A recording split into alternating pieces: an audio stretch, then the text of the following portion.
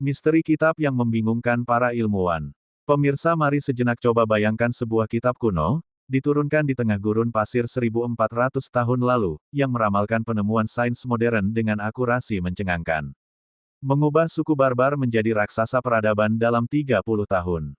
Bertahan tanpa satu huruf pun berubah, meski dibakar, dihancurkan, dan diuji zaman.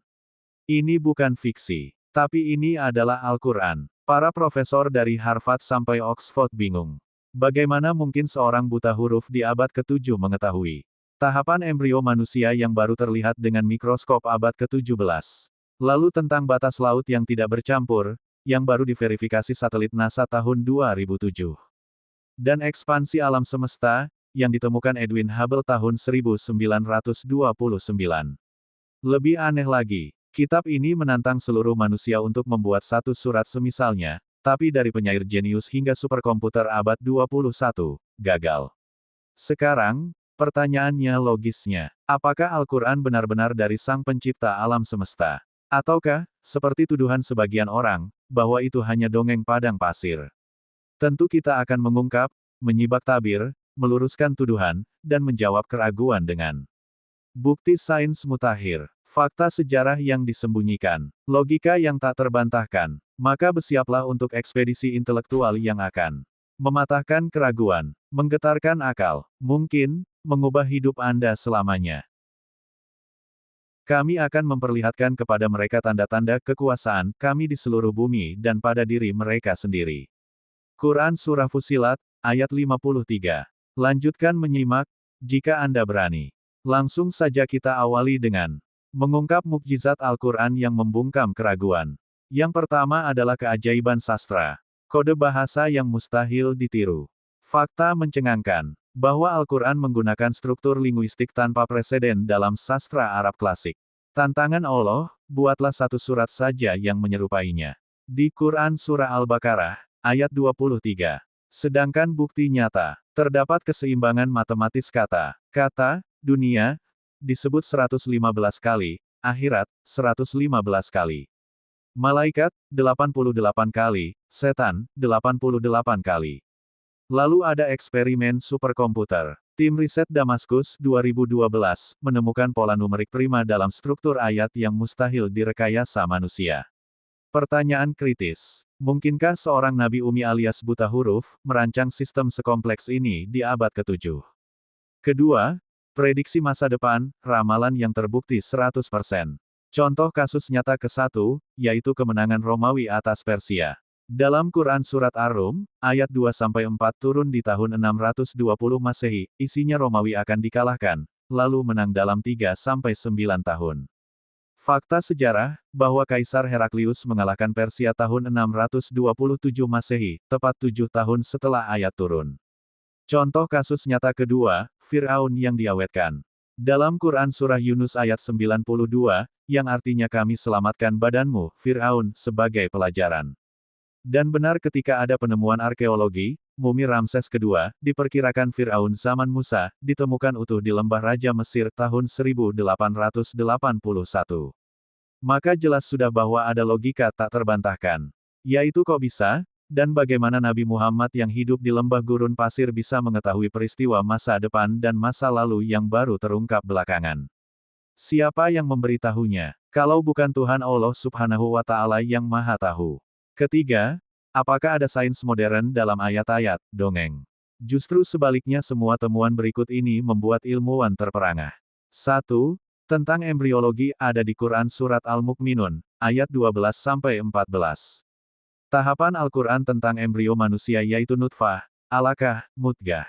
Sedangkan penjelasan modern, sperma plus ovum atau zigot, lalu gumpalan darah faktanya embrio menempel seperti lintah, dan gumpalan daging faktanya somite mirip bekas gigitan. Testimoni pakar mengatakan bahwa, deskripsi Al-Quran tentang embrio sangat akurat. Prof. Keith Moore, ahli embriologi, dari Universitas Toronto. Kemudian, batas laut yang tak bercampur Quran Surah Ar-Rahman, ayat 19-20. Berdasarkan foto satelit NASA menunjukkan garis haloklen di Selat Gibraltar pertemuan Atlantik Mediterania. Air laut berbeda suhu, salinitas, dan densitas, tapi tidak menyatu karena hukum fisika termoklen. Lalu ayat ekspansi alam semesta, di Quran Surah Az-Zariyat, ayat 47. Arti ayat, dan langit kami bangun dengan kekuatan, dan kami benar-benar meluaskannya. Penemuan, Edwin Hubble di tahun 1929, membuktikan alam semesta mengembang, Big Bang Theory. Keempat, dan yang tak kalah menariknya yaitu terjadi transformasi sosial. Dari jahiliyah ke superpower.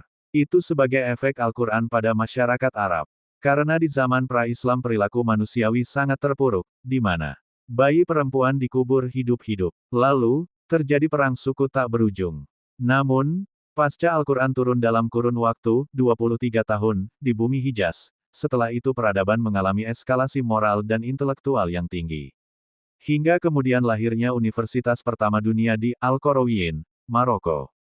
Dan sudah kita ketahui bersama bahwa para ilmuwan muslim menemukan aljabar, operasi bedah, hingga astrolab.